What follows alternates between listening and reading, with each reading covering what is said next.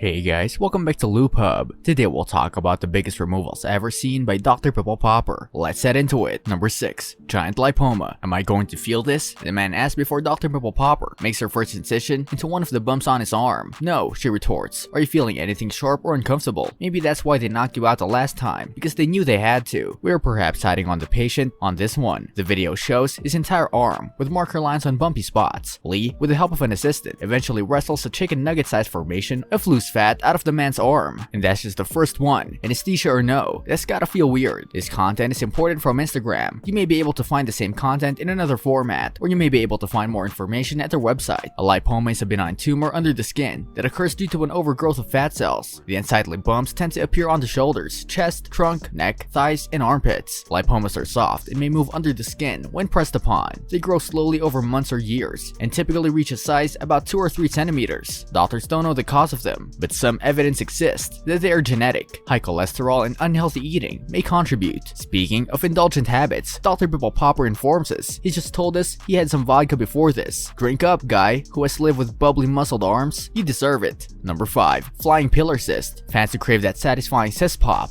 This video will be an extreme tease-up until the dramatic climax. The first couple of times Lee squirts the incision on her patient's scalp. The opening isn't quite big enough to let the pillar cyst come through. Finally, after enough scalpel work, the incision is big enough to make way for the cyst, and out it comes. The round pillar cyst goes flying out of the patient's head, but thankfully, Dr. Lee is able to recover it and display it in the palm of her hand. It came out like a cork, one fan observed in the comments. Number 4. Lipoma on the back. Did I just pull out the lipoma on a magician's handkerchief? The dermatologist writes in her caption, honestly, Dr. P, we're not sure. She starts by making an incision across the giant lump just below the person's neck. Then, after widening the opening just the right amount, she squeezes and pulls and squeezes and pulls until the chicken cutlet-esque mass is freed from its bodily prison. Make sure you stick around for the moment when a huge chunk of lipoma slides out in an oh-so-satisfying way. Makes you look at chicken nachos in a whole other way, one commenter wrote, which makes us wonder, how is this person making nachos, and do they need a better recipe? Number 3. Unclogging a massive dilated pore. Dilated pores of Weiner develop more often in middle-aged and older individuals. Opinion differ on whether or not skin condition is a unique one, or an epidermal inclusion cyst with some extra inflammation and complications due to its place squarely in a hair follicle. This may go without saying, but they can also be gnarly. Past Dr. Pimple Popper videos have shown Lee extracting a hard rock-like mass from a patient's back and squeezing an orange seed-like chunk of dark crud from an ear. Both were dilated pores of Weiner. Now, the spirit of Dr. Weiner is honored every time Dr. Pimple Popper's viewers wince at the deflation of a single mass clogging up a mutilated pore. Number 2.